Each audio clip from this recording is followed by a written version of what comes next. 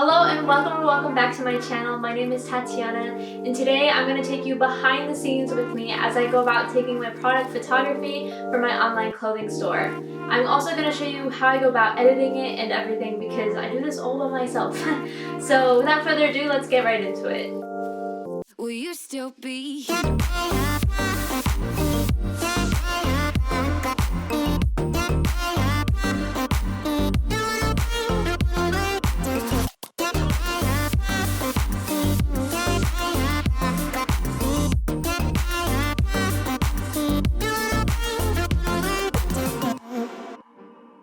What if I showed you I could change? I really hope you don't walk away.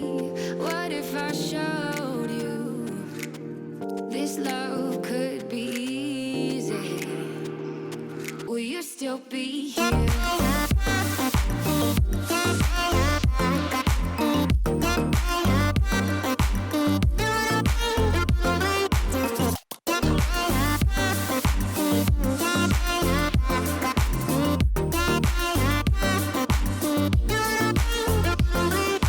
Will you still be here?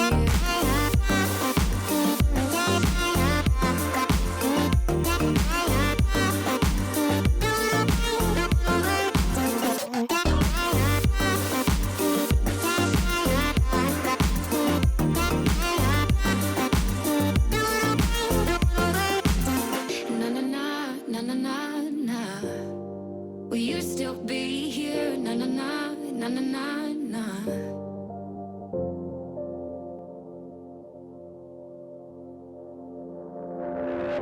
So now that I'm done awkwardly taking my photos, it's time to edit them. So usually I just like to open up the raw files and go through them and kind of narrow it down to 5 or 10 different pictures that I really like and want to edit. And then once that's done, I'll bring them into Lightroom and do all the necessary touch-ups. So unfortunately, I did kind of forget to screen record while I was editing the photos of me in the red hoodie. So I'm just going to pass through them quickly now just so you can see what they would look like from posing to actually through the camera lens.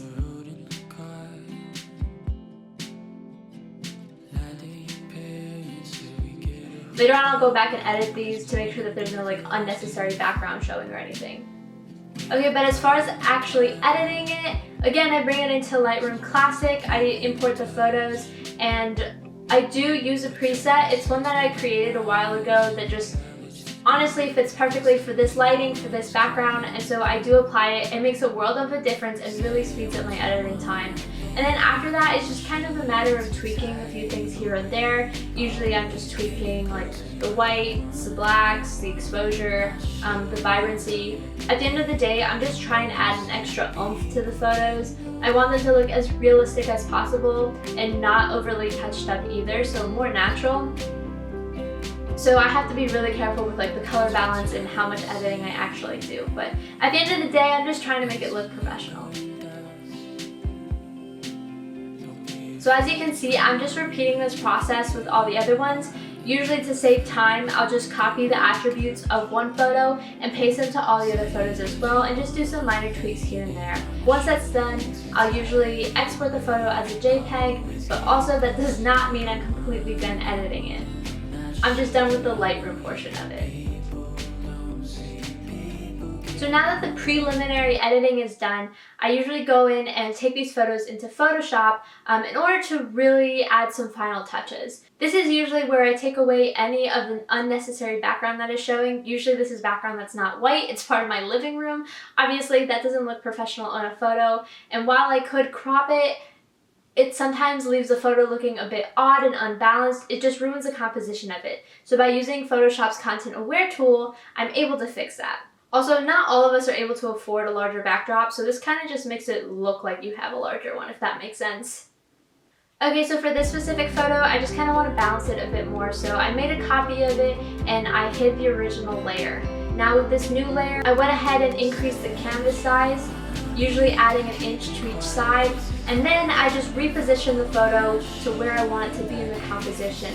Once that's done, I use the magic wand tool to basically click the white area outside of the photo, and then I go to edit, fill, and make sure it's in the content aware selection and click OK. And then basically Photoshop works its magic and it looks like a much larger background than what it actually was.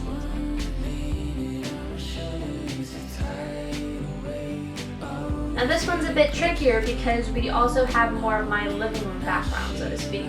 So I start off by cropping this one so that I only have white in the background. And then again, I'm making a copy of it and hiding the original layer in the back. I'm also going to repeat the same process as I did before and just increase the canvas size to the proportions that I think I would like. Like I said, I'm usually just adding an inch to each side. Once that's done, I reposition the photo where I want it to be. In this case, I'm just bringing it down to the bottom and centering it. And then I'm going to use the magic wand tool to just click that area outside of the photo once more. Then I'm going to go to Edit, Fill, and use the Content Aware Selection tool, click OK, and let Photoshop work its magic. As you can see, the results are pretty seamless. I basically just repeat this process for all of my photos, and at the end, this is what they look like.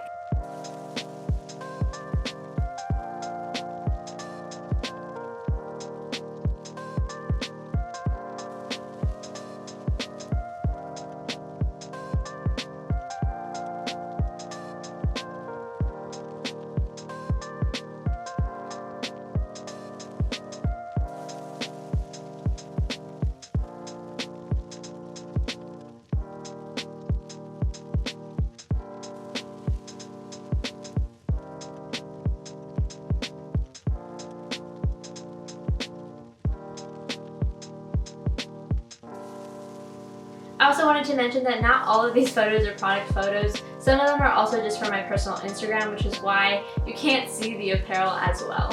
If you like the apparel that you saw and you want to support me, you can purchase them at my Etsy link down in the description box. As always, thank you so much for watching, and I can't wait to see you next time. Bye!